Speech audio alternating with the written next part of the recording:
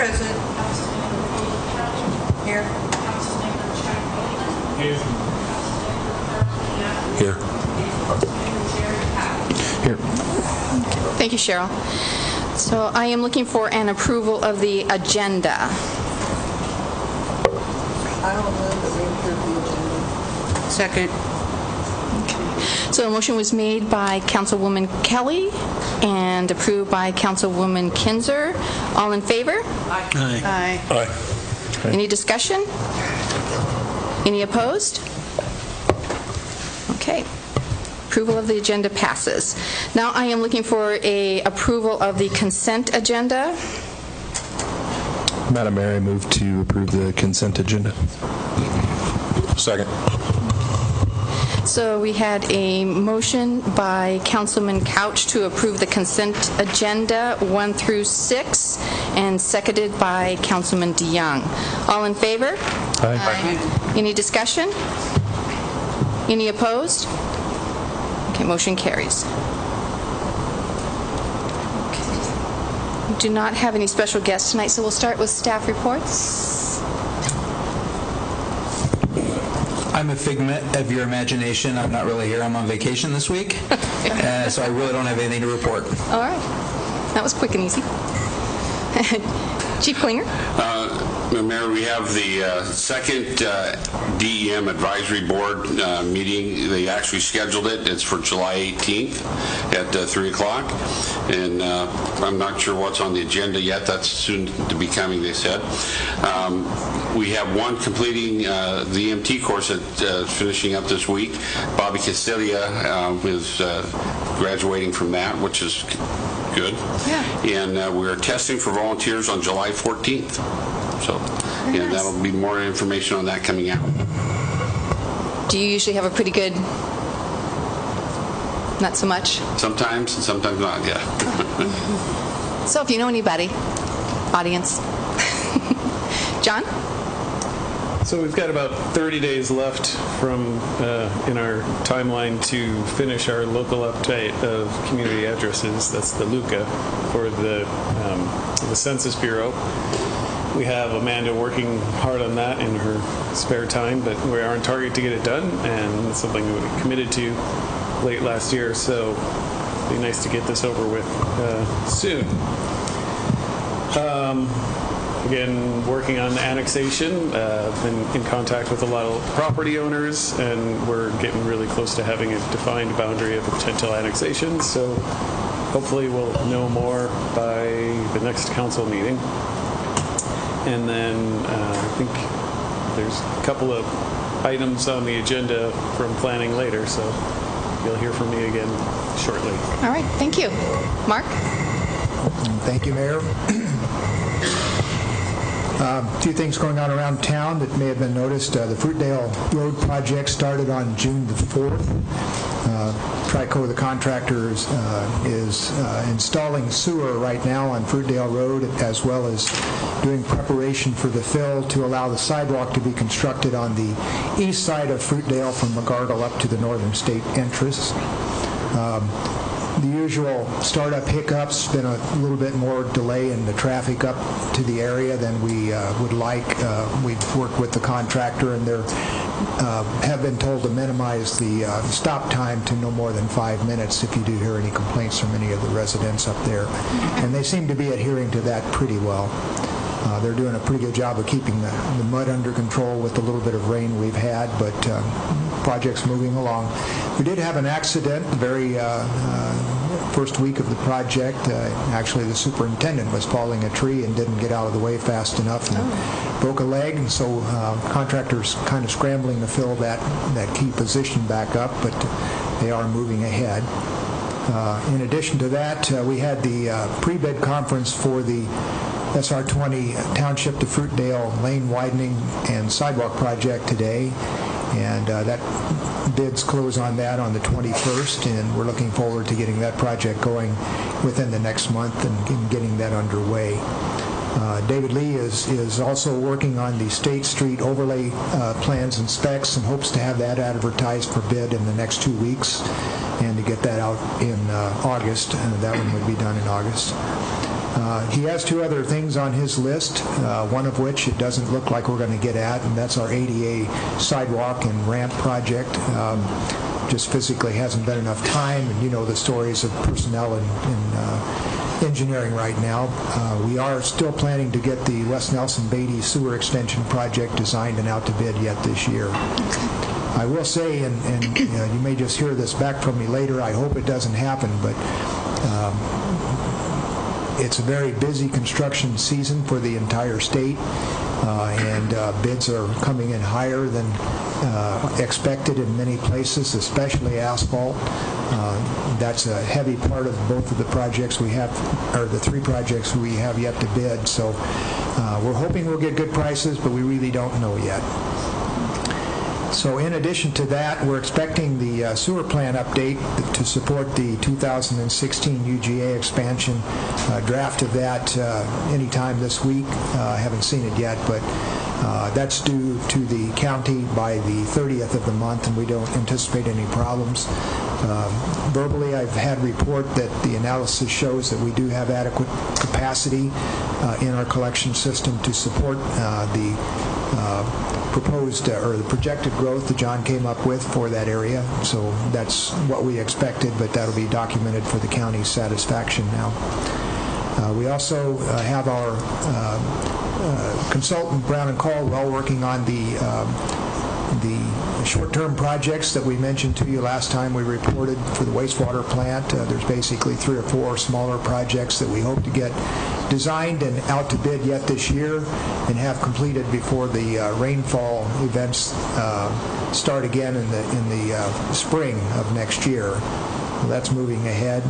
And then we have consultants, as you know, working on the Jones-John Liner Trail Corridor project, which I'll talk a little bit more with my tip presentation. The solid waste fleet, public works operations, facility plan, and that's basically it.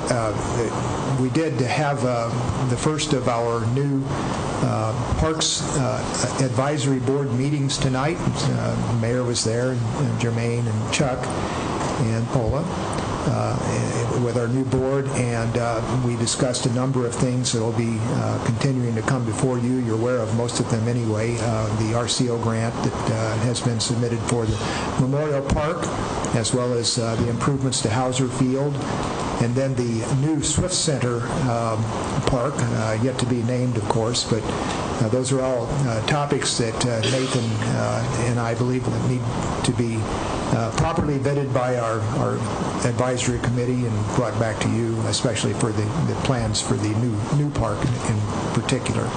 So that's all I have for now. All right. Thank you, Mark. Madam. Sure. Mark, I just want to let you know that traffic is moving well on Fruitdale Road. I go through there twice a day, and it's not only the residents, but there's over 100 employees up at Swift Center, and it is moving quickly. They're doing a good job this week. Thank you for that report. Mark, thank you for the great overview. I was walking Ward 6, and I saw quite a few potholes repaired with some hot patch. Looks like our pothole rangers have been out. Can you talk a little bit about maybe coming down to that level of what that activity's been like? Yeah, of course, they've been hitting the ones that have been identified around town, and they're preparing right now. You've probably seen also in your walks that the shoulders have been graded on quite a few streets. We have 2 miles of streets planned for overlay this year, various parts of town, and as well as the State Street overlay project we talked about. So there'll be a lot of activity by our crews directly, and then also by contractors around town, just upgrading and fixing our street system. So all right, thank you for that. More about that in a little bit. Okay, thank you. Aaron? All right, thanks. So first on the library project, we've satisfied our feasibility contingency on the acquisition of the iron skillet, so that transaction will close on June 29th, and that should become city property on that date.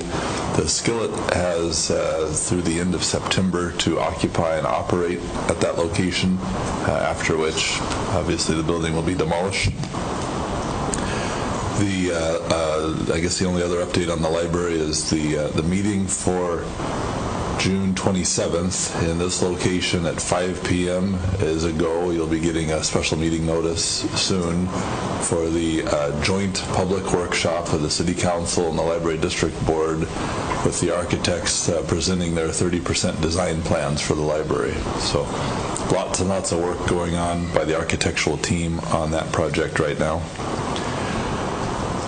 Also on the 29th, that'll be the day that the city acquires the park, the Swift Center Park, as well as potentially the cemetery item for discussion a little bit further on the agenda. That's also the day that the governor's coming to Sedro-Woolley to hand the keys over to the Port of Skagit for the Swift Center itself. So there's a lot of action on June 29th. And I think that's all I've got for you at the moment. All right, thank you. Madam Mayor, I had a question. Yes. Aaron, you might have brought this up earlier, but I am concerned about, when you're talking about the library, about the railroad tracks there. How are we looking on that property acquisition? I had asked, I think over 6 weeks ago, about the road conditions on State and Ferry going across those tracks, and to be rest assured in July those tracks would be removed, so our fillings wouldn't fall out of our teeth. Right. But how's that looking? Yeah, so we still have comfort that the railroad will indeed pull the tracks out of State Street for in advance of our paving project this year. When's that paver project? We're expecting them to start after the 4th. There you go. That's the State Street overlay project that I mentioned before. Ferry Street, I do not have that sense that that's likely to happen, and we will ask the railroad if they'd be willing to pull back more tracks so the city could at least maintain the railroad right away in grass or something a little more attractive, but we do not have any commitments for that at this time and are no longer pursuing any acquisition of railroad property east of the new library site. So I have it correct. So the city does have the property up to the library site of the railroad tracks. Are you talking east of the library site? I'm talking about east of the railroad site. No, okay. That's Burlington Northern right away, and at this point they're not interested in releasing that right away. Okay. But they're going to pull up the tracks on State. On State Street, so when we're paving.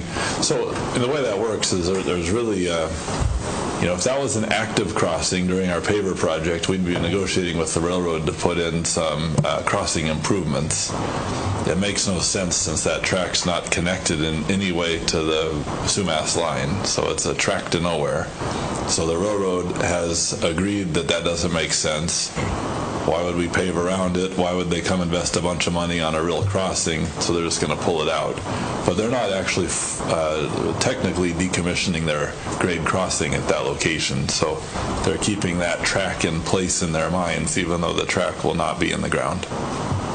All right. Thank you for that very much. And yes, we're still working with them on the signage project that we started. How many years ago now? I don't remember. Well, I guess I should mention, as long as I've got the mic out, since the chief didn't, we did have EMS meeting number 2. Was that yesterday? That was yesterday. Or 3, yeah.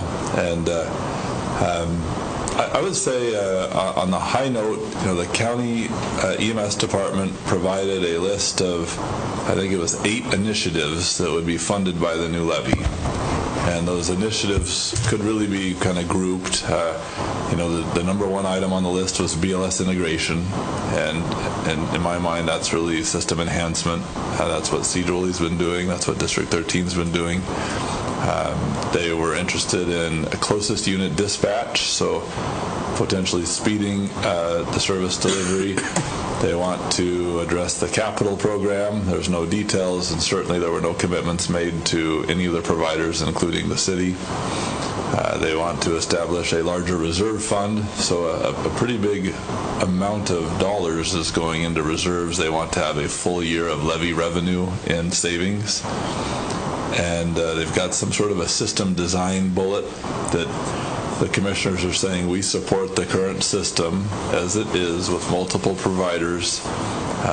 They've got a new initiatives line item, so I think their vision is that the various providers could dream up an idea for some system enhancement, and they've got a form they've developed that we'd fill out, we'd take it to them, and then it would come back with a decision. So there's that piece. And did I miss anything, Dean? Criteria-based dispatching. Oh, CBD, criteria-based dispatching, which we're already working on. Really, that's a subset of BLS integration. So I thought that was really positive. We at the first meeting said, hey, county, what are you going to do with this additional money? This meeting, they're saying, well, these initiatives are what we're working on. There's no dollars attached to it. And at least from my perspective, there's still a sort of a hands-off sense. And I think a lot of people there expressed an interest in seeing the county really lead their vision of a countywide system funded by a countywide levy. So still a lot of frustration, but I would say I appreciated seeing the initiatives, and I can imagine how we can work with those in the future. I actually have a question regarding the email that they sent out, the BLS agreement that was signed, and we weren't on it, which I found rather interesting. Which email? Did you see that email that came out? I'm not sure I did. Okay. Yeah. A letter.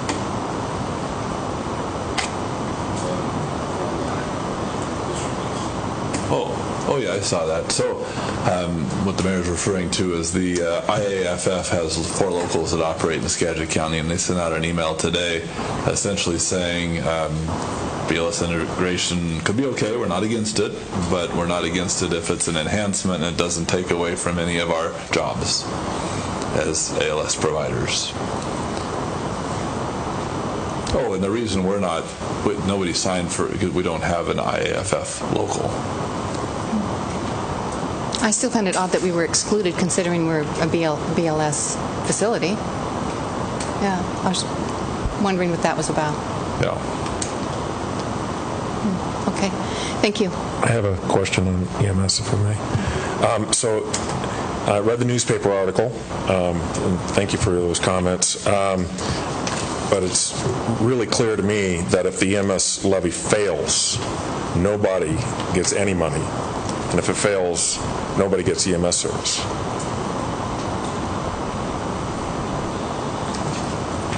Well, from my perspective, we need to have EMS in Skagit County. We've got a mission-critical service. I think people recognize that. There are definitely ways of delivering EMS without a levy. That's not actually atypical in Washington State. It's a different service, different way of doing it. So I would not agree that if it fails, there will be no EMS for anybody. I think it would be a fundamentally different system. And of course, the way that the county has structured this, they've given themselves 2 bites at the apple before the current levy runs out, and they have 1 year of reserves to help fund, that sort of scenario where there's a reconsideration. But it is a tough ask for folks if there isn't a lot of detail, and I think that was one of the values of yesterday's meeting, is that there was at least more detail as to, why a new amount and what would you get for that.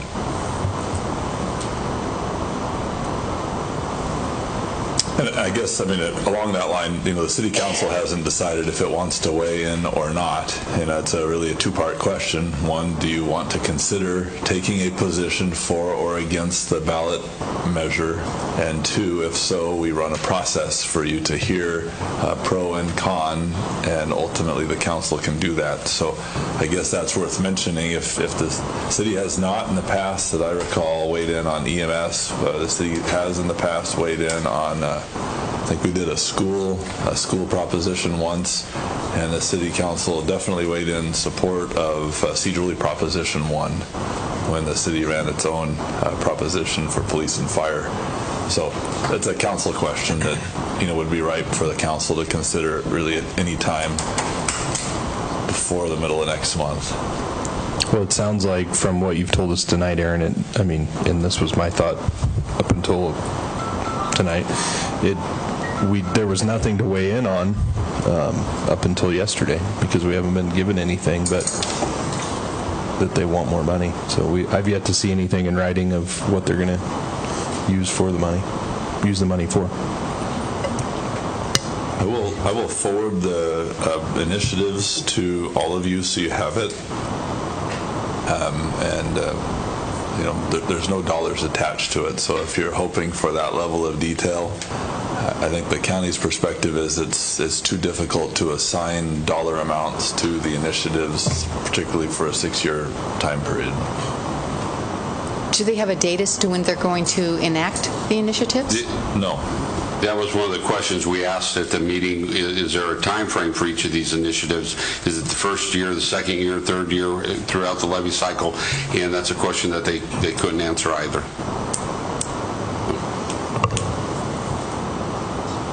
Well, and I guess the way Jeff Sargent answered that was to say that he's been advised by county legal that because they're in the middle of running a ballot proposition, he can't say that if you vote yes, we will do that. He can't say that he supports the levy. He can't even get excited about the levy. So he feels heavily constrained in how he can talk about it. That seems to me to be a super strict interpretation of the rules, since I'm more used to a scenario where you do say, if you vote yes, all your wildest dreams will come true, and we're going to do all these great things. So it's tough. It puts those of us who are in the consumer role or the voter role of wondering, well, what are you saying exactly? How will that work? But I'll forward you what was sent out, and we can post that on our website as late materials to the council meeting if anybody in the public wants to see it as well. Any more questions, comments? All right, thank you, Aaron. Doug? I have a few items for tonight. The first, dovetailing on the discussions about the library. Finance has been putting some time in on developing a cost tracking system for that. There are a lot of moving pieces to that project and a lot of funding sources, so we're putting together a model that we can use to help track that for both the library and our side as well. We'll have that probably wrapping up in the next couple of days, and one of the goals there is to print out a summary report at any time that lets us know the status of that project and where we are economically with it. So that's coming forward pretty soon. Two different things that the calendar reminds me is that we're almost ready to start the budget again. It'll be probably a couple more months, but we'll start the prep work on that here shortly, and that'll include reviewing city council goals and objectives as we start using those as the guidelines to move forward. One other thing that we'll be reviewing are the lodging tax applications. It'll be time for those to go out to applicants who are looking for lodging taxes to support their programs. And speaking of lodging tax, May and June typically are the big reporting months for a city finance department. As you know, we did the annual report to the auditors, and Patsy Nelson did a great job at getting that audit scheduled early and out of the way. We have two other reports. One we've completed already. It's a report to the state's JLARC department. And what that is, it's a report of how the city spent its lodging tax dollars. So every year we have to file that report, and it goes into a database. We don't get a lot of feedback or use from that, but it is a reporting requirement. We've got that one completed already. And finally, the last report we have is every year we have a street report that gets filed with Department of Transportation. And in that report, we show our funding sources and where we spent city money on street-related projects. That's an annual report that we do, and we have that completed as well. So check boxes in all our reports. We're moving along, and stay tuned for budget and lodging tax to be coming forward soon. I actually do have a comment. So you mentioned that with the budget, there should be included the council goals and objectives, and I know when we did the strategic planning, that was on the agenda. However, we never did get to that. So I am wondering how we can implement that or make that happen. Any thoughts by the council? Because we did not do it. We did hand out I think it was 2 years ago, the objectives that we put together. So that's something that you can look at, maybe delete or add to, but that's something that needs to happen. And we would definitely bring that to you as part of the kickoff to the budget process, since we didn't get that. So that I would say look for that at the front end of, Doug's process. We'll get that out to the council for, just at a regular meeting for a review and any changes. Sounds good. Yeah, I just had Doug, when you say JLARC, that's the Joint Legislative Audit and Review Committee? Correct. Correct. So not everyone knows the alphabet soup. Thank you. All right, thank you, Doug. Judith. From Mark. Who's responsible for the light on Highway 20 and Trail Road? Well, they're operated and maintained by PSE. That's what I thought. Yeah, so if you do notice the lights out, just call our office. No, I'm talking about the signal light. Oh, the signal lights? Yeah. DOT, Washington. Okay, I wanted to know who to send my complaint to. Yeah. Sunday morning, I was trapped there. There was somebody in the left turn lane, there was me in the straight across. We sat there for 10 minutes. Wow. It stayed green on 20 and didn't acknowledge us. It was bad. All right, thank you, Judith. Yeah. Nice to do that. Jermaine? I don't really have anything much, but I did notice that in our emails we got Endeavor Anacortes Refinery is doing their run walk for United Way for the child program. I don't know. I was just looking to see if the registration has ended. I don't see anything about it ending, but it's on January 23rd, and again, it benefits the child program that's cutting hunger on weekends. So it's a run walk. In January? In January? Did I say January? Yeah. It's June 23rd. June 23rd. Okay, June 23rd. It's like January. Much nicer weather for walking. Yeah, coming. Sorry. It's been a long day, right? Yeah. All right. That's it. All right, thank you, Jermaine. Brenda? I just want to remind everybody about the event being held by the Sedro-Woolley Downtown Association tomorrow, the Revitalized Woolley Think Tank, and we welcome everybody from the public to come, anybody from the city who wants to come. It's to gather ideas for things that people would like to see downtown. What brings you downtown? What keeps you away from downtown? What would you like to see added to downtown? We're wide open, want to hear everybody's ideas. So that'll be right here tomorrow at 6 o'clock. I noticed you put 6 to 8, so there's a stop point, too. Yeah, gotta happen. Thank you, Brenda. Paula? Well, I had a few things. First, I want to thank so many people within the city government who helped us with Blast from the Past. There were many ways in which they provided support, and that includes Nathan's group from Parks and Rec, the police department, the fire department came down and filled the water balls tank again this year, and we had several ways in which this just was made for a much better event when you have that kind of support. Certainly, the Parks Department had a lot to do with that, and we really appreciate them a lot. The other thing was we did have a few things that didn't go as well for the blast that we had hoped. One would have been weather on Sunday. In case you didn't notice, it rained during our car show, big time. And then on Saturday night, we had some people show up from out of town whose goal was simply to cause harassment in and around the town. And I support the right to free speech. I think that that's certainly something that is within our Constitution, and it is certainly the right of anybody to have a voice in our communities. I do find it objectionable when those people want to get up in your face with a megaphone and scream at you. So we did have someone from within our community. It was Josh Carpenter who actually got them to leave, and I wanted to thank him for that. So those are my thanks and for that. I did go to the Ports meeting on Monday, which I was the only person from our city there, but it really wasn't a big deal. I mean, basically,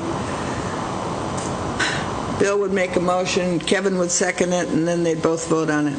But it was kind of funny to watch. But yes, the Swift Center has been approved, and we're going to, they're going to move forward with the state, and everything, as Aaron had stated, on June 29th will take place. And they also approved the city acquiring the property that will become the park around the little fish pond. And we talked about that tonight at our parks meeting. The other thing was the acquisition of the property for the cemetery. And it looks like that's been approved and will go forward as well. And then they talked a little bit about the fiber optics as well. So it was a good meeting to attend, and I felt good about being there, kind of representing our contingent within this. That's about all I have. Thank you. I want to thank you for all the work that you put into Blast from the Past. I know that it takes a lot of time and energy, and it's always so much fun. So on behalf of myself and the city, thank you so much, Paula, for the time and energy that you put into that. It's something we always look forward to.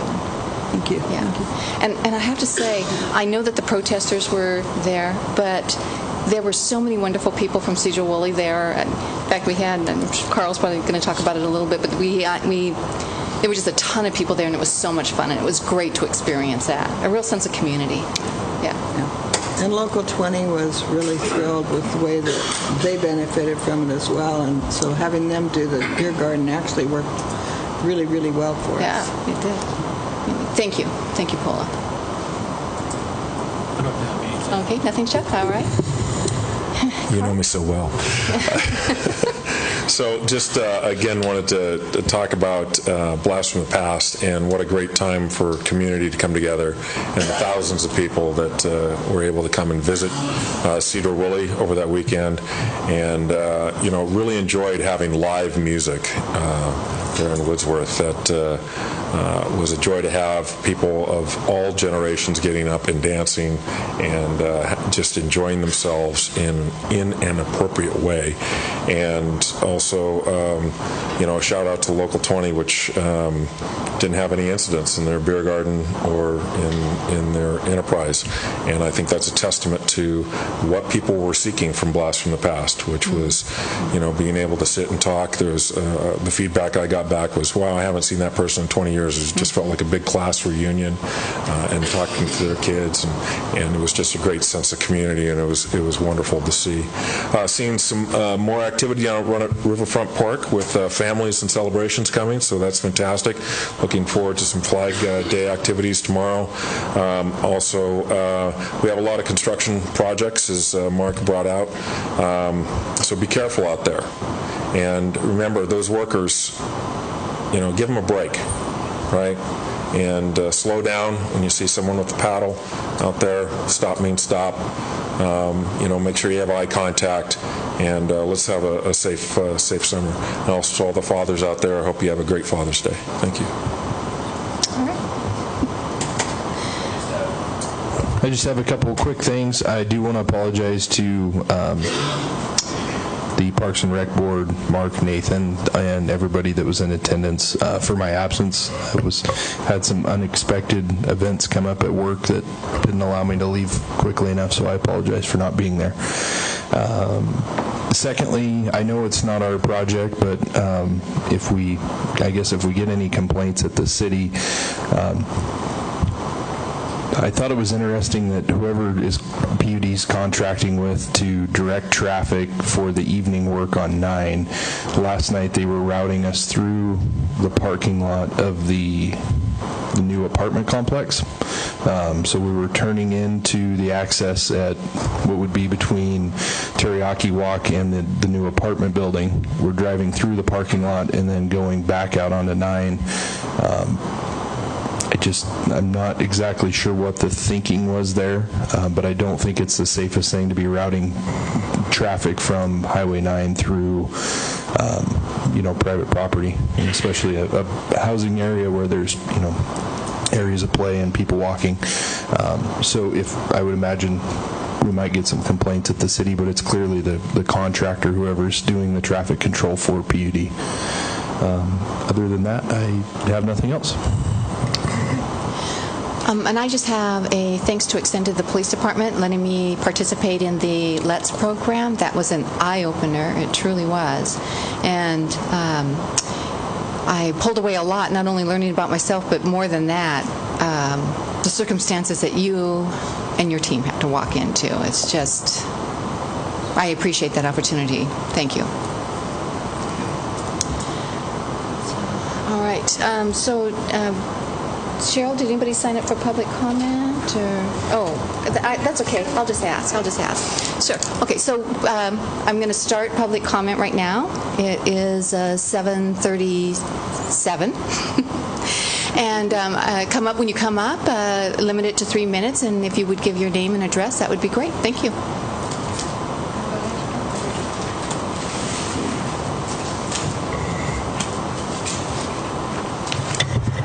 Hello, my name is Corianne Jensen. I live at 739 Sap Road. I wanted to share with you that I have been appointed the new president of the Arts Council of Sedro-Woolley, and also I wanted to let you know that we have elected a new board. We have Brett Sandstrom is joining us to be our secretary, and Jessica Brooks is going to be our treasurer. We're also looking to expand our team, so if anyone's interested, we're going to have a sign up tomorrow at the renovation downtown meeting. I also wanted to let you know just a little bit about what we were doing. A few years ago, we made these banners, and they didn't quite work out. So we're working with the Downtown Association to get these banners back up, to go up after the Lager Rodeo. Banners come down just to beautify downtown. I also wanted to let you know that Damian Vines, a local photographer, and I are going to be, here's the man, taking an inventory of all the wood sculptures in town, and we're working with Rebecca Larson, who's helping us look for money for art renovation. And so we're going to take an inventory and figure out how much it's going to cost to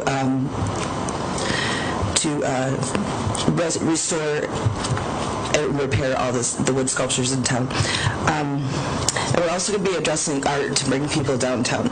So we're going to talk about some of those things tomorrow. Little side note, what I'm really here to, I wanted to share with you what we're doing, but I also wanted to ask the city to let us use the Riverfront Park on August 26th, 2018 for our second annual Art in the Park and Community Talent Show. I was wondering if you'd let us use the park and waive the normal fees. We'll get the insurance for it. I'm sorry, I lost my place.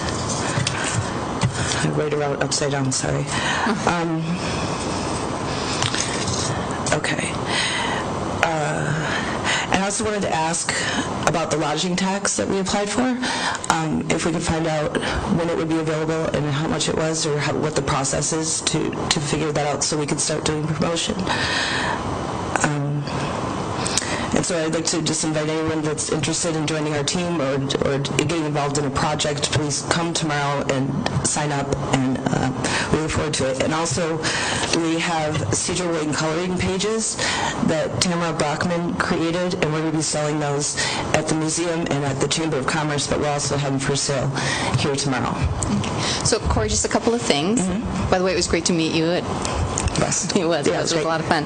So as far as the park goes, I would encourage you to come in during our business hours and fill out the forms, and we can take it from there as far as reserving the park. Exactly. Okay. So, and then the tax, do you want to address that, Doug? Sure. What I'll do is pull the lodging tax applications that are for this year and get that information for you. Okay. And I'm sure your contact information probably is in that application Absolutely. package. And I'll get back with you on that. Thank you so much. Just as a note on lodging tax, you have to spend the money first. Oh, spend it and get it back. Okay. And then you submit your receipts. Judge's office will then allocate up to the amount that you were allotted. Okay. Thank you so very much. Corianne, Yes. could you remind us, last year when you did the talent show, did the city waive the fee then? Yes. Thank you. Thank you. Oh, and one other thing. Yes. I've had some comments about the murals. Is that something that you are responsible? Yes. So we thought we'd prioritize with the statues first, but I am getting an inventory of all the murals and what it would take to either restore or replace some of the murals. And also with the feedback tomorrow, I'm hoping to figure out what angle most of the public wants to go. Like what they find nostalgic and what we should repair or what we should just start from scratch with. Yes, Doug? Aaron was actually able to pull up the awards that were done on the lodging tax. So the one for the Arts Commission was $350. Okay, thank you very much. Very nice. All right. Thank you. Thank you, Corey. Yes, please come forward. Again, full name and address. Thank you.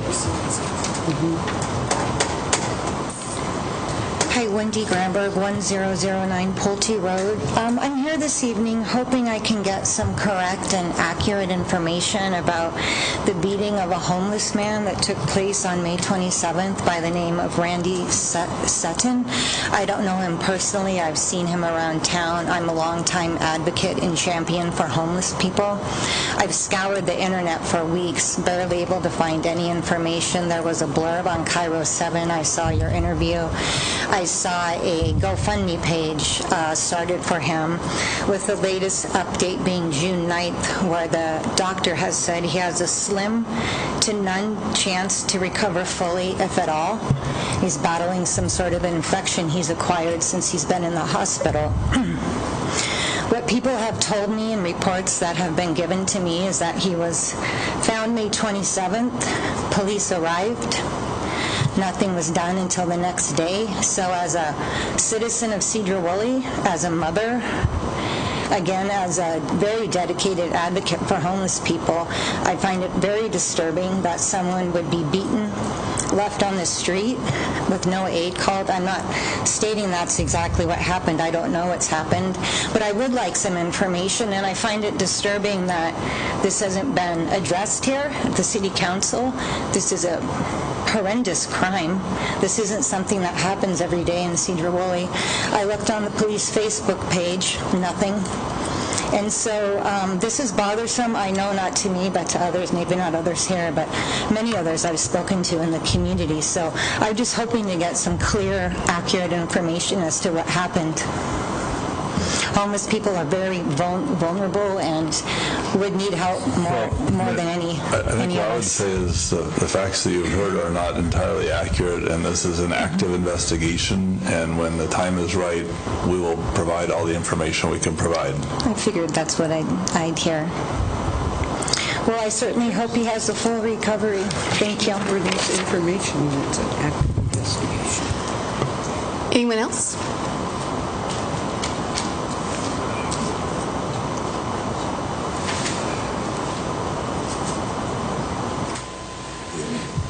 Philip Murray. I live at 223 State Street.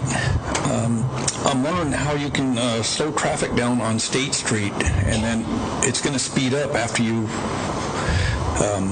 take out the railroad tracks and repave it, which is needed very badly, but the traffic is going to speed up through there. I mean, when they stop at the four-way stop at Metcalf, it's full throttle, either direction, and it's going to get worse. And last Friday, I witnessed a motorcycle rear-ending a pickup truck right about 120 feet up on State Street by the market, turning into the city parking lot, or the truck was turning into the city parking lot, and they rear-ended him, the motorcycle. And I've mentioned it before that should be that entrance should be gone, so that you have to come out to a stop sign, come out to the street, then a stop sign, and then get out there on Murdoch. And I think it'd save a lot of problems there because traffic backs all the way up to the four-way intersection and backs it up too, certain times of day. And I think there's going to be a lot more traffic with the railroad tracks getting fixed, that area getting fixed, and then Ferry Street not getting fixed. The traffic's going to get really busy there. So, anyway, that's about it. Thank you. Thank you, Philip, and thank you for bringing that to our attention. Anyone else? All right, well, I will close public comment. It is 7:46.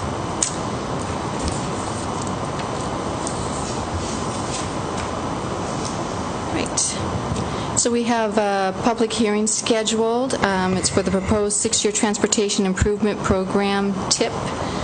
We have a first reading coming up, but nobody signed up. But nobody signed up for the public hearing. Is anybody wanting to speak to this? Okay, so Mark, you want to? Okay. So this is our annual look at the Transportation Improvement Program for the city of Sedro-Woolley. Get technology to work here. There we go. A lot of information on here, but you have it in your packet as well. I've tried to summarize it. Basically, each year, the city prepares its local transportation improvement program, and that is then sent into the Council of Governments for inclusion in the statewide TIP. Project inclusion in the TIP is required for state and federal funding. The projects that are qualified and that show up on the funding portion of the TIP must be federally functionally classified. That means they're arterial-type streets like Highway 20, Metcalf, State Street, which we've talked about, Jameson, those kind of things. A public hearing is required. Tonight is, of course, the first reading, and it will be brought back again at the next meeting as well on the 28th for possible action. This year's TIP is the 2019 to 2024 6-year period, and we also have, in addition to that, to make out a full 20 years, 2025 to 2038 TIP included for your review as well. Those are more or less illustrative. We adopt the 6-year version of this. This particular TIP is consistent with the recently adopted comprehensive plan amendments for Chapter 3 of the Transportation Element, which you adopted on May the 9th. The primary focus of the next 6 years will be on a few projects that I wanted to highlight tonight with you. In particular, the Jones-John Liner Trail Road Corridor projects, which I mentioned earlier. We, of course, have Reichart and Eby doing the planning under a scoping study for that. We'll be focusing on, there's about 8 projects that make that up, and I'll show you a map in a minute, and we'll be focusing on the linchpin project, which of course is the Jones-John Liner Railroad Undercrossing project, trying to get that one together and ready for funding applications for next year.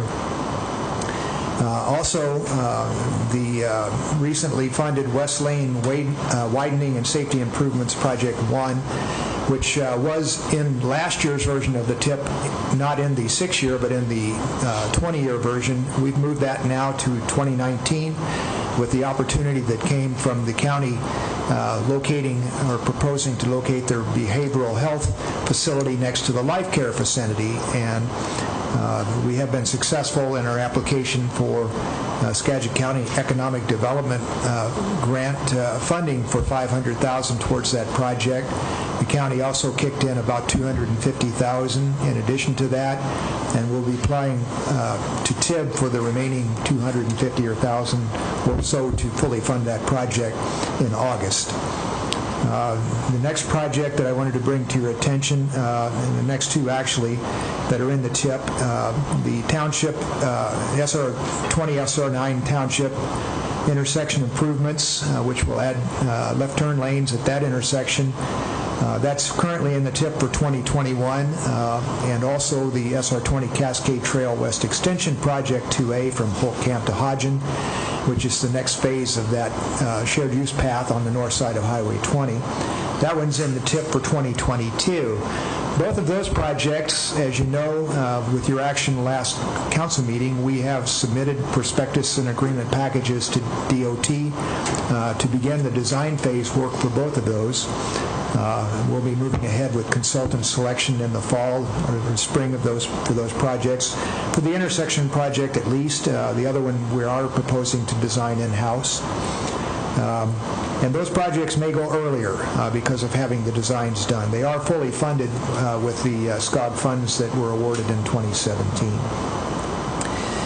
The secondary focus that our departments will have for the next 6 years is ongoing maintenance of our existing arterial and local access streets. I just wanted to let you know the numbers. From the 2018 budget, we had $150,000 allowed for local access under account 103, which will overlay 2 miles of our local access streets. That's quite a bit. That's akin to what we did last year, just to give you a comparison on that. We also had $100,000 allowed in account 104 for arterial streets that we've already completed that work. That was for the crack sealing projects that you've seen done around town. The next few displays are from your packet. They're just maps showing the various projects. This particular figure is from the transportation plan and shows the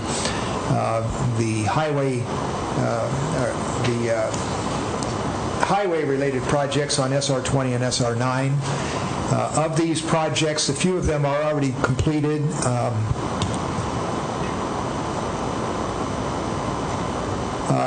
From Hodgen Road to SR9, the shared use path that was installed last year and is complete, those 2 projects are finished.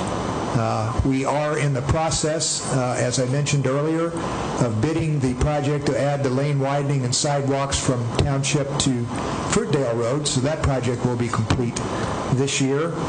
And the lane widening project I mentioned a few minutes ago is in the vicinity of the Life Care Center, and it's that project listed as F15B on the map. So those are on the way to being completed over the next couple of years. The next map shows the local access projects. Main things I'll point out here is we did complete, as you know, the Jameson project. That was done and completed in the first part of 2017. And also the West Ferry project, number C25, was completed in 2017 as well.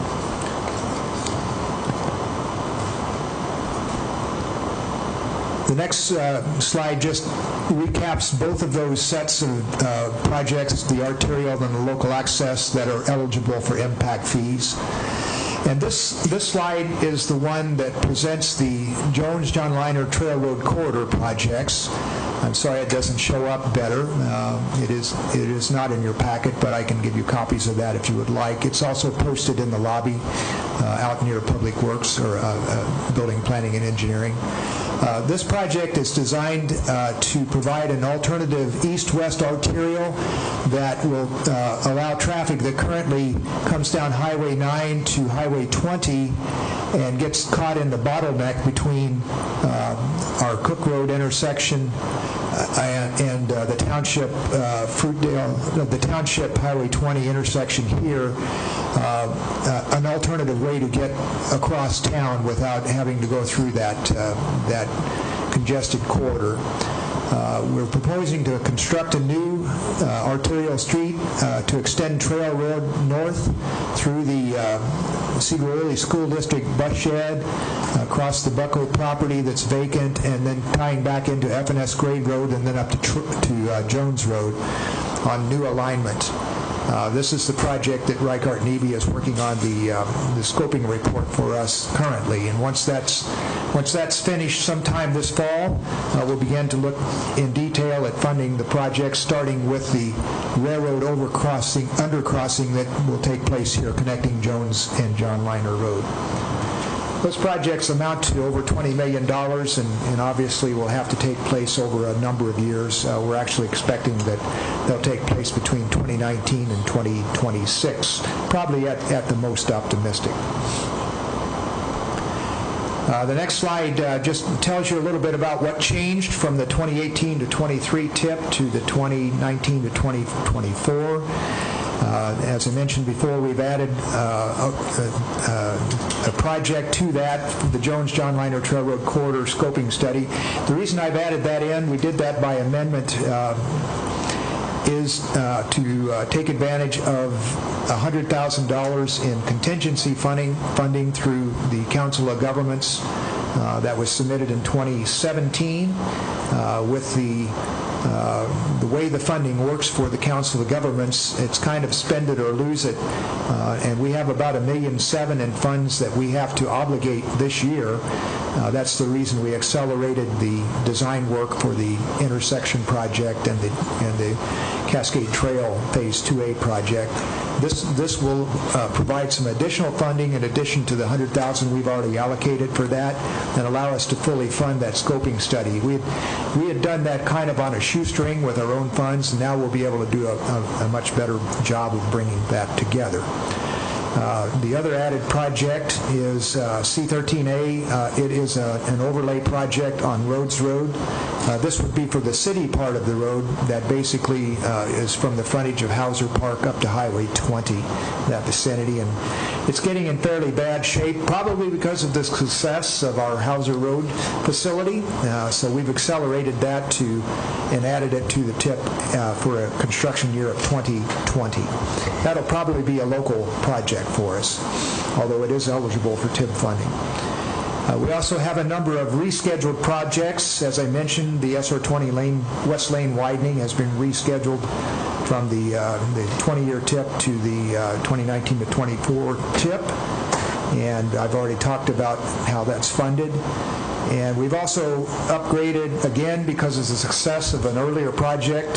Jameson Street is now seeing the additional traffic that we projected would happen, and it's also deteriorating rapidly as a result of that.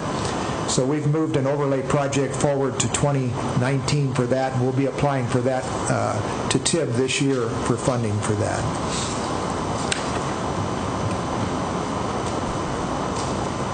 We also rescheduled a number of projects. I won't go through those in detail. They're mostly just moved around to better fit our view on how the timing will be for doing those. They're listed there, and if anybody has any questions, I can talk about them in detail. We also updated the estimates for various projects for inflation and simplified the naming of a few, and the updates are shown on the detailed project list you have in italic print. Finally, the completed projects I just mentioned, the Jameson Arterial Extension Project, the Ferry Street Overlay, and the two Cascade Trail projects. There are 17 projects we're at 17 projects in last year's version. There are 19 in the 6-year version this year.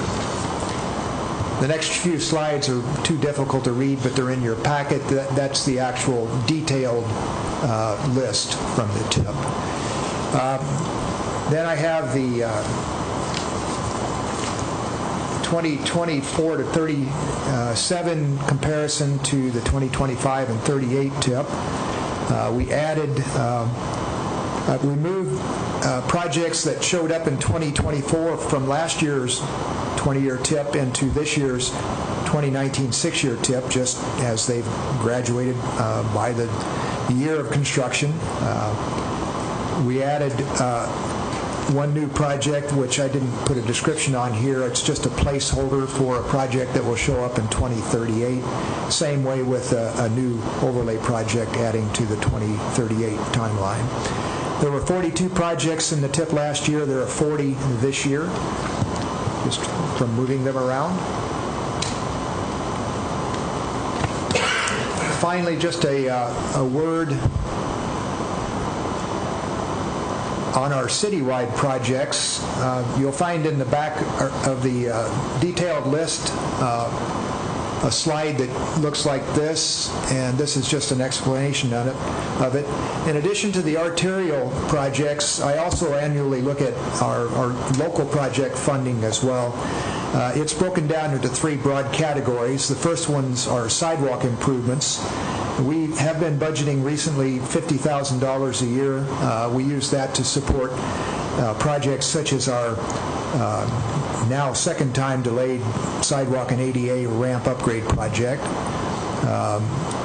That supports doing what we need to do to bring our sidewalks and our ramps up into compliance with the American Disabilities Act. The second broad category is our street overlay and chip seal program. As I mentioned, we have $150,000 budgeted for this year for 2 miles of projects. We're hoping to, this is a little larger than we've been doing. We did $100,000 the previous year. The more we can put in this, the better when we have the opportunity, and that's what we did this year, shift some funds around so we could do a little bit more. We're finding that's a pretty good bang for our buck. We do that with our own forces and contract labor for the paving machine. The final version category is just our general operations and maintenance, and this covers things like our salaries, our annual maintenance contracts, that kind of stuff. It runs about $730,000 a year. Last year it was slightly less than that, and this year it's $734,000 for the rest of that. Our overall budget for those projects is in the order of $850,000, including the maintenance projects.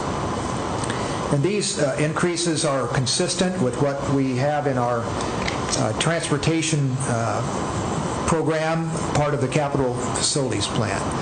I know that was a lot to chew on in just a few minutes, but if you would like to give me any questions to that, I'll attempt to answer them. And again, this is just a first reading tonight. I have a question. Mark, thanks so much, and thank you for giving us a lot to chew on. I really appreciated the detail that you put into the projects that aren't really seen from the screen there, but in our council packet, I'm looking at page 70, and I appreciate the headline or the headings for your columns of what the total cost is, what Sedro-Woolley costs are, what we're eligible for. And I think it's just a testament to you and your department of maximizing our dollars and keeping things going and being able to get that grant money. And I just wanted to give you that compliment, and also for your team. Specifically, I'm looking at City Project 7, or C7, A, B, and C. And that's in Ward 6, and it mainly has to deal with the intersection of Railroad and Jameson and 11th there. So I'm seeing a roundabout. Well, it's really just a round dot on there right now. It looks like a roundabout because we do build a number of those in town. That particular intersection it would be a good location for that, but I'm not sure with the volume of traffic we could justify spending, the $300,000 or $400,000 on that one. Yeah, I'm seeing improving intersection, construct roundabout, period, medium priority, and there's some good money there. So the local neighborhood legends of that intersection of cars heading, I guess that would be in a southwesterly direction and ending up in the south end of Jameson in someone's front yard. So there's been a guardrail there at some point, etc. And Railroad is such a wonderful road to travel now. And then the transition as you make the slight right onto Jameson, traveling in that direction. So of the neighbors that I've been able to talk to in that neck of the woods, a lot of folks are interested in seeing some sort of traffic calming there. I see that there's along with, is it C7, pardon me as I catch up, there it is, C7B, you want to change the access on 11th Street to a right in, right out. Could you give a little more explanation of what right in and right out means, please? That just means you're not allowed to make a left turn from an intersection. So, for instance, an example of that would be West Nelson Street, when we put that big pork chop, we call it, there. Pork chop. That's meant to prevent people easily from making a left turn. People will still occasionally try to do that, but it's fairly obvious. We do like our four-wheel drives. Yeah, it's fairly obvious that you're doing something you're not supposed to do when you do that. So that would be what kind of a revision that would be. Right, and I think that's the only project that's in Ward 6 that I'm looking at. So thank you very much. Like to see these projects on there. Looking forward to getting more public comment as we move forward on how people feel about the traffic calming that's going to be coming into the neighborhood. Thank you. Any other questions or comments? I just say I'm always amazed. I mean, 2038, that's a long time. That's a way out there. That's quite the project. So, yeah. Thank you, Mark. Well, we call those lists illustrative for a purpose. It's a great vision. Yeah. All right, so this is, as Mark said, it's the first reading, so no action is required tonight. So let's move on to unfinished business. The 2018 Comprehensive Plan docket.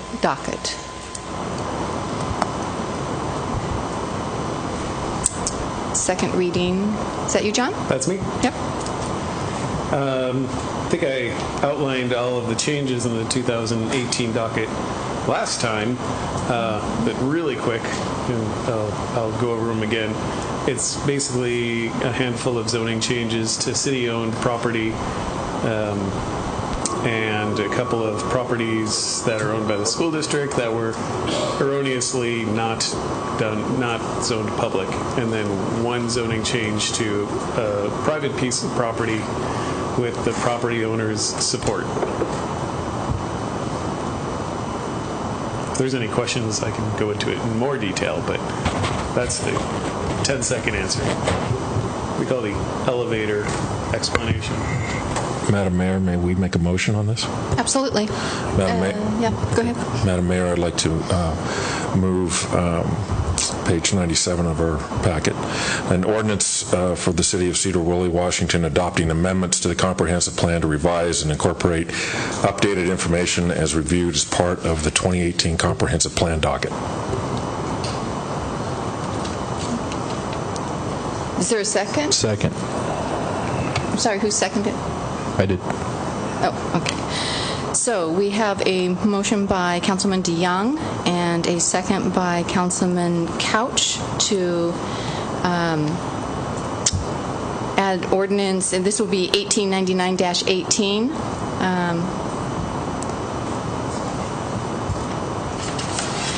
The ordinance in the City of Sedro-Woolley adopting the amendments. Do we have any discussion on this? Any questions? Okay, all in favor? Just to clarify. Aye. Opposed? Just a clarification that there's two separate motions for two Correct. different ordinances. Actually, there's three, isn't there? There's Two. Just to, attachment A, attachment... on page 95, there's a recommendation for two motions. And then on page 96, Yeah, there's the another one. The Nope. attachment A? No, that's just the attachments to the memo that show the details. So the recommendation is just on page 95. There's two motions. Okay, Madam Mayor, I'd like to make a motion to adopt ordinance 1900-18, amending the Sedro-Woolley zoning map. Well, we've already had... we didn't vote. Did we vote? No, we didn't. I don't think we completed the vote, Madam Mayor. We haven't done all in favor. All in favor? Aye. Aye. Opposed? I think we did do that, actually. So, motion to adopt ordinance 1899-18, amending the comprehensive land use map in Sedro-Woolley comprehensive plan. So, do I have a motion for the second, which would be 1900? Motion. Zoning map. Okay, I'll state that again. Okay. I'd like to make a motion to adopt ordinance 1900-18, amending the Sedro-Woolley zoning map. All right. Second. Okay. So I had a motion by Councilwoman Kinzer and Yeah, okay. Yeah. So, and seconded by Councilwoman Cornegay. So, any discussion? All in favor? Aye. Any opposed? Okay.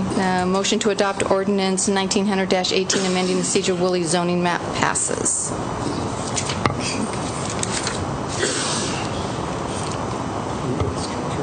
Okay. We have a second reading on the amendments to the residential recreation area regulations. So, is that you, John? That's me again? Yep.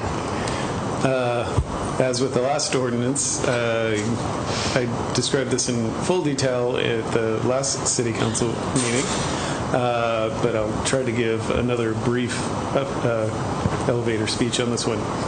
So we had a request to amend the recreation area, the private recreation area requirements in subdivisions to make it to make the number a little bit higher, so that you wouldn't have to include a private recreation area in a very small plat. And there was also a request to include a provision for plats under 15 units to pay $15,000 in towards the Parks Fund in lieu of actually providing 8,000 square foot park in a plat. The details of this are in Attachment A. If there's any questions, be happy to answer them. Otherwise, on page 120 is the full changes that you would be passing. There is a recommended motion on page 112. 112. Thank you. So this would be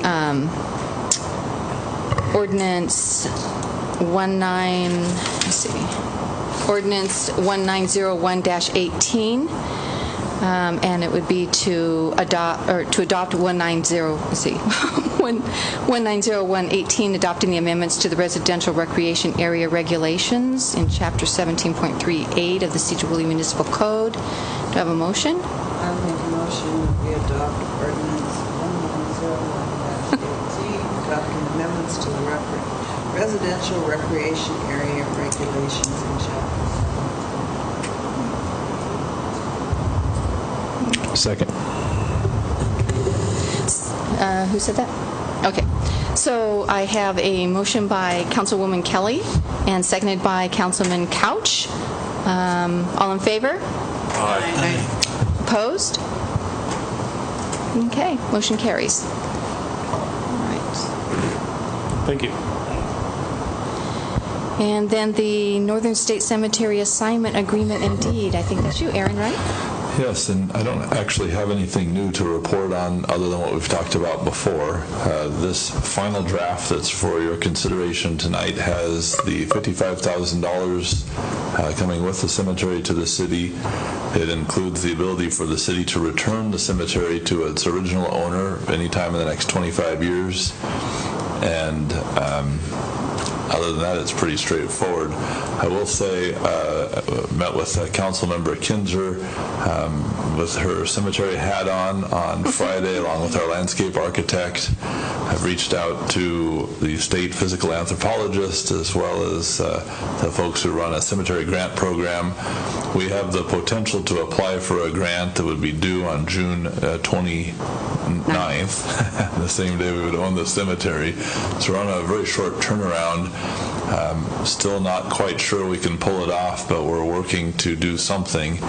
We've got some questions that have cropped up as to the boundaries of the cemetery. The county map and what you're seeing on page 124 of the packet shows a cemetery site that includes at the bottom of that page I don't know, is that a parallelogram? I keep running into odd-shaped property problems, but what you see there are two roads. One is the original Helmuck Road, and the other one's the current Helmuck Road. It is unclear to me that we are acquiring the property that would be south of the original Helmuck Road. So if you read our proposed legal description, it is that upper shape that is the original cemetery without the piece that Councilmember Couch has identified as the area of primary security concerns in terms of parked vehicles engaged in nefarious acts at all times of the night. So, and the reason I bring that up is I expect that on your future agenda very soon will be rules for public access at this cemetery, and our, right out of the gate, day one goal is to install a gate that our caretakers can open and close. I'm now, of course, my intent was to put the gate at Helmick Road, so you couldn't get up into that parking in the old Helmick Road. We're not sure if we have the ability to do that, or if we're in fact only going to be gating the cemetery proper and our on-site 3 or 4 parking spaces. So it's a long and rambling way to say there is some uncertainty about the boundaries. The state has agreed to reimburse the city for the cost of some survey work and research, and Mark's tasked one of our on-call surveyors with the job of doing the research and identifying the corners so we can have a surveyed site up there to work with. Back on the grant, unless there's any objection from the council, our intention is to approach this cemetery in kind of a 3-phase manner. First, we want to preserve it. So while we were up there, Councilmember Kinzer identified the one headstone had been, within the last 2 weeks, kicked over and broken, and the associated grave marker was stolen. So that is an example of a preservation problem in my mind. We've got a security issue. People are doing things up there that will be very difficult to restore, and that is phase 2, which is restoration. How do we get up in there and start to bring that cemetery back? Phase 3, then, I'm describing as enhancement. That would be the possibility of a new memorial wall, different entry features possibly, picnic areas, ways for the public to engage with and interact in the cemetery. But preservation's really step 1. We're seeing that as fencing, lighting, and possibly security cameras even, just to put the ability to know what's happening. That would be potentially the grant. We've got the landscape architect working on some design so we could get all of the pieces of that grant puzzle out. It's a biennial grant, so we really don't want to give up this cycle, but it's feeling pretty rushed. In terms of the restoration piece, and this is hot off the press for you, Brenda, I had a really interesting meeting with Western Washington University's Sustainable Community Partnership folks at some day this week, not today, so either Monday or Tuesday, and they've got some interest potentially in participating with us to possibly do some of the ground penetrating radar, GIS mapping, and they've actually done a project where they did some of that work in a cemetery and turned it into I got the sense that it was tied to GIS mapping that had a forward face to it. So whether that's an app or some sort of website access, I'm not sure, but that's actually of interest to us at both cemeteries. And my big question for the state's physical anthropologist is, we're going to need some help. Once we know what's where, we're going to need to tie the what to the who. And that is this cemetery is actually pretty interesting in my mind from a college standpoint, and their whole goal is to take courses where a course could lead to another course and students are doing something other than academic, but academic in a real setting. So this cemetery offers the technical side, it's got the anthropology side, it's got the storytelling side. I mean, you've got multiple courses of students who are 25 minutes north that could be engaged in a very powerful way under, not as interns, but under direct tutelage of professors and executing class coursework. So, there's just shy of 1,500 people buried up there. Cemetery operated from, the first burial was in 1913, the last burial was in 1972. My understanding is there's quite a bit of information, but the information's not well organized. Is that a fair statement? Last burial was in the 40s. I thought there was nobody in the 70s? No, then the burials were taken over privately after the 40s. Oh, so it's only 1913 through the 40s that people were interred there. Maybe early 50s. I got to dig up the records again, but it didn't carry on past that. All right, so lots of questions, but an interesting project. So I guess I wanted to give you a little more detail because there's going to be some work to be done there. At this point, from a funding strategy, my suggestion to the City Council is that $55,000 was benchmarked to be a decade of lawn mowing. Okay. My thought is that we take that $55,000 when we receive it. We asked Doug to put it in the Cemetery Endowment Fund, which is really a reserve fund. We may have to redefine the endowment fund to include the Northern State Cemetery, or maybe Doug will say, I'd really just rather keep it separate, in which case that's the recommendation we'll bring back to you. But my thought is we use that money not for the maintenance, but we just absorb the maintenance into our existing cemetery operation. We intend to do a better job maintaining it. If you were to go up there today, it looks like a field with cut grass laying on it. Nathan tells me he thinks it'll take him about 2 months and he'll have it looking like a park. So no cut grass laying on it, it'll look like it should. So that's kind of the first step on the maintenance front. We've got to understand what will be required to actually bring grave markers up and keep them from sinking. There may be some storm drainage improvements necessary along the eastern property line. We're not sure yet, but my thought is that $55,000 could be our capital program. It could be what we pay for the ground penetrating radar. It could be what we match the grant with, but that we really look at that as maintenance we're going to handle with our existing crews, and additional investment we're going to use state dollars for that, and hope that we can match that with more state dollars and other broader community interest. And sometime in this next near term, I'm kind of optimistic actually that within, I don't know, let's say 2 to 5 years, we could have this looking like a cemetery rather than a field with these low spots that you kind of trip in and then wonder what was down there. Because that is, I don't know if you've all had a chance to walk it, but that is the grave marker situation today. They're just not visible, and it's to consider rough. The last 2 years we've spent on our hands and knees trimming those up with scissors, and now it looks like nothing happened again. Exactly true. Yeah. So the group that's been volunteering has been restricted from the use of power tools because of a concern the state had about sort of skimming work from represented workers. So that issue disappears on June 29th. Our intent would be to provide volunteers probably with the equipment to go up and a seasonal to help keep it going, so we can get in there with the power tools that are necessary to do grass maintenance with a broader team. So I think that will be helpful in and of itself. Totally. I'm so excited. So that's kind of the big picture as I see it, and it's moving pretty quickly. So if you don't have a big plan, of course, that's not normally what I bring you.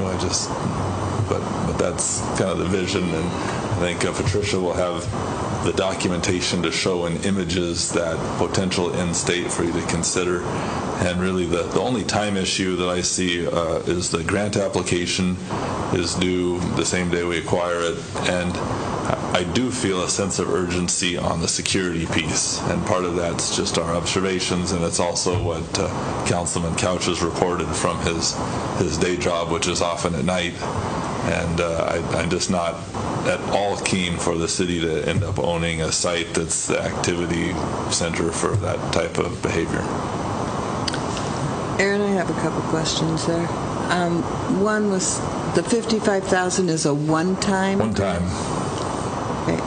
And then just a comment as well. At one point, I was in Skagway, Alaska, and went to look at their Klondike Gold Rush Cemetery, and basically came across a cemetery marker where the guy was from Sedro, Washington. Wow. Oh, was it actually from Sedro? Yeah. It wasn't just a typo? I mean, it was pre-merger? It just said Sedro on his place of birth. Huh? That's fascinating. Exciting. Yes.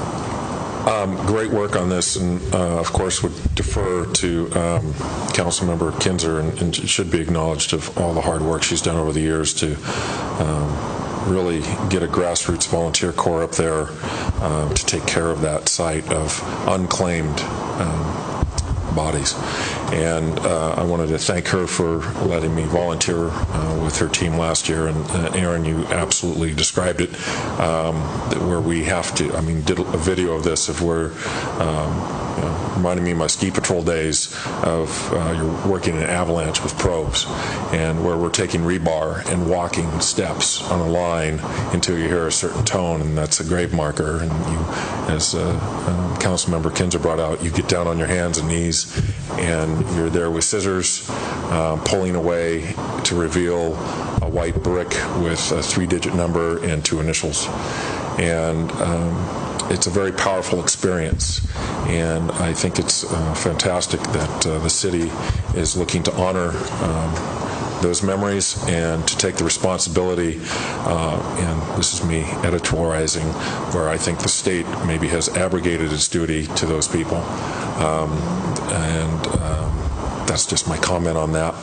But I would like to know what kind of fiscal note we're looking at as we move forward. I know we have 25 years to look to take it back, but what would be the anticipated, forecasted annual maintenance of that and the assets that we look to put there? I'm also looking at the worker hours that are being added to already a slim crew. I'm absolutely in support of the city moving forward with this. These are just some fiduciary questions I have. Yeah, so from my perspective, when the $55,000 runs out for capital improvements, then I don't have in my mind that we're continuing to reach into the city's wallet for that. So that's an opportunity to have a conversation with the state about whether they'd like to see continued capital improvement, either through a grant program or a legislative appropriation, or we send a note to DSHS and say, hey, remember, these are your people. How would you like to take care of them? So I don't imagine we're going to do that because we don't have the capacity to do that, and that is why we've negotiated the ability to give it back, kind of no harm, no foul. Sorry, we can't do this without your help. In terms of ongoing costs, our intention is to use seasonal labor, not to expand the seasonal labor allocated, but to fit that into that workload. And I think, Nathan's imagining that's a couple-hour-a-week type duty. We have all the equipment necessary. We're not anticipating putting any equipment up there. And one of the pluses for this cemetery versus the Sedro-Woolley Union Cemetery is it can be mowed. There's no raised markers, so we can put the gang mower up there and mow it really quickly. So the time-consuming work would be edge work if we want to try to keep those fence lines looking better than they are today. And just thinking about that whole trimming piece, I'm kind of excited. We rented a ground-penetrating radar contractor to do some work, environmental work at the Iron Skillet. That's the same technology I imagine that we would deploy here. So you wouldn't be using a probe anymore, because at the end of that process with the 3-dimensional GIS work, we would have an accurate map of what's up there and where it is in 3 dimensions. So when you're going to try to find a marker to expose it for the first time in however many years, you would be able to go there with your handheld device, identify it, and you should be right there. Boom, you'd be right on it, and you'll know how far you're digging. And so, to me, phase 2, even before you raise it, is to expose it, probably photograph it, and tie that to the GIS locations on the map, so you can touch the map and see what you're going to see before you can see it. Then the question is, how do we get it up where it needs to be? So it's a long way of saying I don't know. Really. But I don't expect that the commitment from the city is going to be big economically. Okay, thank you for the answer.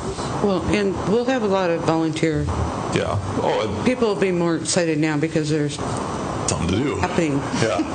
Well, and I certainly agree with Councilmember DeYoung. This wouldn't be where it is today if you hadn't taken that direct interest and continued to push, what are we doing with the cemetery? What are we doing with the cemetery? So no question in my mind, this is on the agenda tonight because of you. May I make the motion? Well, that's up to the mayor. Please do. Please do. I would like to make a motion to approve and authorize the mayor to sign the attached assignment agreement and quitclaim deed transferring the Northern State Cemetery to the city. Second. All right, we have a motion by Councilwoman Kinzer and seconded by Councilman DeYoung. Any discussion? All in favor? Aye. Opposed? Motion carries. Madam Mayor, I'd like to take a point of personal privilege and again thank and applaud the work of Councilmember Kinzer. Absolutely. Thank you. Yeah, I have to say, so I was up there this week, and I know where the 1972 came from. It's the plaque that's in the wall, and so it does imply that the last person was buried there in 72, but this is where your brilliance comes in because you're doing the research and you're going to be able to correct all that, so we'll have correct information, so thank you. Thank you. Thank you for making this happen, Aaron. Yeah. So, any comments or questions regarding the informational items? If not, we're going to move into executive session. This is to discuss the agency's enforcement action under RCW 42.330.110(1)I. It'll take about 10 minutes, and no action is requested. Yes, we are back. Yes? Move to adjourn. All in favor? Aye. Aye.